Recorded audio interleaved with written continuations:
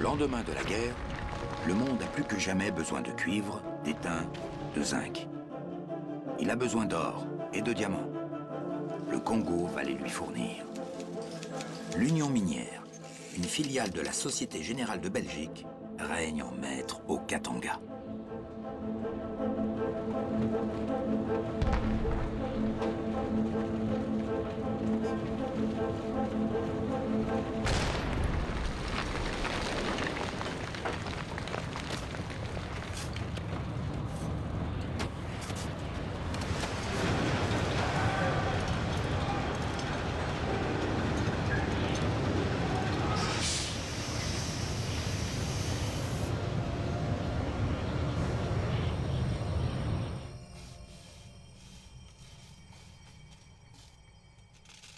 L'Union minière a besoin de main-d'œuvre.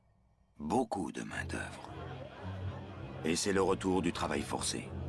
Tout le monde est concerné. Les hommes, les femmes et même les enfants. Les salaires sont dérisoires, la discipline brutale. La Belgique fait marche arrière, comme si elle ne pouvait pas se débarrasser de ses vieux démons.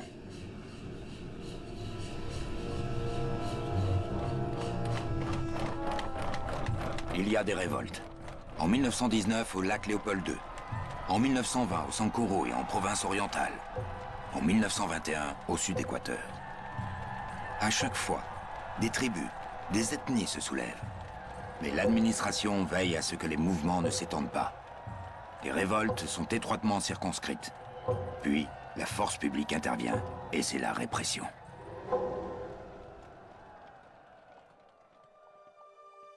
Entre-temps, une autre voix s'est fait entendre. En Belgique, cette fois. C'est la voix d'un homme au destin exceptionnel. Il s'appelle Paul Panda Farnana. Enfant, il avait été petit boy au service d'un militaire belge. C'est alors que son destin avait basculé. Son protecteur rentre en Belgique et décide de l'emmener. Là, Paul Panda est adopté et il fait des études brillantes. Il décroche même un diplôme d'ingénieur agronome. Pendant la guerre, il s'engage dans le corps des volontaires congolais. Il se bat contre les Allemands, à Namur. Il est fait prisonnier. En Allemagne, on l'exhibe en spectacle, comme un animal dans un parc zoologique. Une humiliation qu'il n'oubliera jamais. À la fin de la guerre, Paul Panda est de retour à Bruxelles.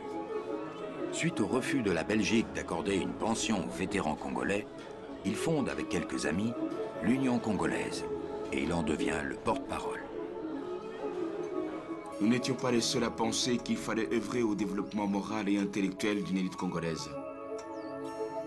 Nous étions soutenus par plusieurs personnalités, dont le leader socialiste Émile van der Velde. Ensemble, nous avons créé une école pour Congolais à Charleroi. Nous voulions montrer que nous étions capables de collaborer avec les Blancs, mais qu'il fallait qu'ils nous associent peu à peu à la gestion du pays. Quelques mois plus tard, à Bruxelles, Paul Panda participe au premier congrès colonial qui se tient dans la salle des séances au Sénat. C'est un peu un congrès de propagande. L'administration veut intéresser davantage les Belges à leur colonie, susciter les vocations. Paul Panda est le seul noir qui était invité à s'exprimer. Messieurs, puisque la colonisation s'adresse aux Noirs, il est juste que vous écoutiez leur voix. Les Blancs dirigent et ils dirigent seuls. Ils doivent s'appuyer davantage sur les Congolais. Nous sommes prêts à apprendre et à collaborer. Mais il faut pour cela développer l'instruction, créer des écoles, investir dans l'éducation. Les Congolais, monsieur, veulent participer avec vous à l'édification de leur pays. Car c'est bien notre pays. Nous sommes maîtres de notre terre. Enfin, monsieur, il faut rappeler que de nombreux abus ont été commis au Congo. Et ils sont commis encore. Il faut y mettre fin, il faut en finir. Surtout avec le travail forcé indigne d'une nation telle que la Belgique. Paul Panda n'est pas compris. On se méfie de ce noir à la langue trop bien pendue. La presse conservatrice pense qu'il exagère. Elle va bientôt lancer contre lui une campagne de dénigrement. J'ai été très déçu par ces réactions. Mais j'ai continué à réfléchir. je me suis rapproché du mouvement panafricaniste de Webb Du Bois. C'était un noir américain très impressionnant. Il prenait le retour de la diaspora noire dans une Afrique libre. J'ai participé à ses côtés à une conférence panafricaine qui s'est tenue à Bruxelles. Là, j'ai rencontré des intellectuels noirs et blancs qui m'ont ouvert les yeux. J'ai réalisé que le Congo devait retrouver son indépendance, revenir à ses traditions. Paul Panda écrit encore des articles sur son pays, son histoire et sa culture. Mais il n'aura pas le temps de mettre ses idées en œuvre. Il meurt quelques années plus tard dans des circonstances mystérieuses. Le gouverneur général tire alors une étrange conclusion de ce que fut la vie de Paul Panda. Il interdit désormais aux agents belges rentrant en congé d'amener en Belgique des Noirs avec eux. En somme, pas d'élite, pas de problème. L'ordre colonial continue sur sa lancée. Les Blancs au-dessus, les Noirs en dessous. Les témoignages dénonçant le travail forcé ne cessent pourtant d'affluer en Belgique. Le monde politique ne peut plus fermer les yeux. À Bruxelles, le député socialiste Emile van der Velde monte à la tribune de la Chambre pour exiger une commission d'enquête. Une de plus. Pierre Reckmans en fait partie. Ce haut fonctionnaire est alors âgé d'une quarantaine d'années. Il connaît bien l'Afrique centrale, où il a combattu pendant la guerre. Et il l'aime passionnément. Avec cette mission, nous avons pu découvrir l'envers du décor. Nous avions l'impression de pénétrer au cœur même des ténèbres. Au Kasaï, j'ai vu les Noirs qui travaillaient à recueillir l'huile de palme pour le compte des grandes sociétés. Le tableau était saisissant. Et c'est alors que j'ai rencontré le père Van Huynh. J'ai fait comprendre à Pierre Reckmans qu'il y avait un sérieux problème.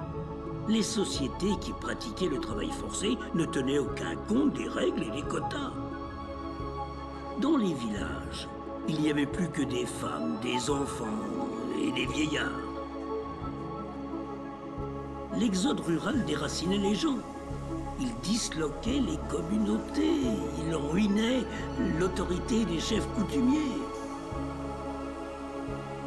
Tous les rouages de l'administration étaient compromis dans le travail forcé. Il fallait en finir. Mais la mission n'a pas débouché sur grand-chose.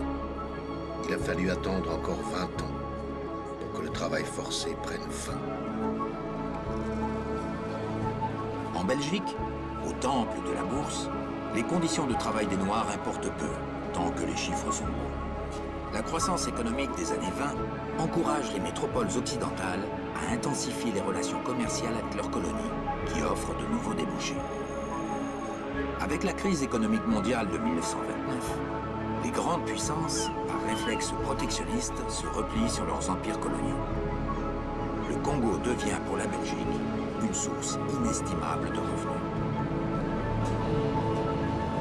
Les actions de l'Union minière ne cessent de grimper. La filiale de la Société Générale est devenue un État dans l'État, riche, puissante, incontournable. Ses dirigeants décident de tout, même si la plupart n'ont jamais mis les pieds au Congo. En 1932, le romancier Georges Simenon visite le Congo pour le compte d'un journal français. Il est le témoin du climat de tension sourde entre blancs et noirs.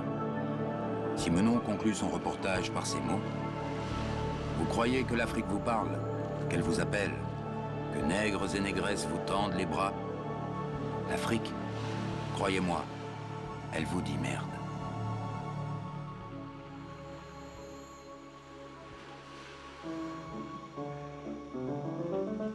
Milieu des années 30. Les colons continuent à débarquer dans ce qui semble bien être à leurs yeux un nouvel Eldorado. Sur les images de ce temps, on les voit encore heureux, sûrs d'eux-mêmes et de leur destin. Dans les villes, ils ont leur quartier, leur restaurant, leur club. Avec les Noirs, on ne se mélange pas. C'est la règle.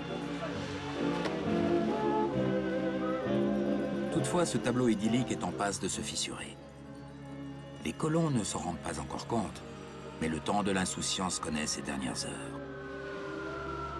10 mai 1940, l'Allemagne attaque la Belgique. En 18 jours, l'armée belge est balayée. Le roi, Léopold III, capitule et choisit de demeurer en Belgique occupée. Entre la colonie et la métropole, tous les ponts sont coupés. Au Congo, Pierre Ryckmans est gouverneur général depuis 1934. Seul,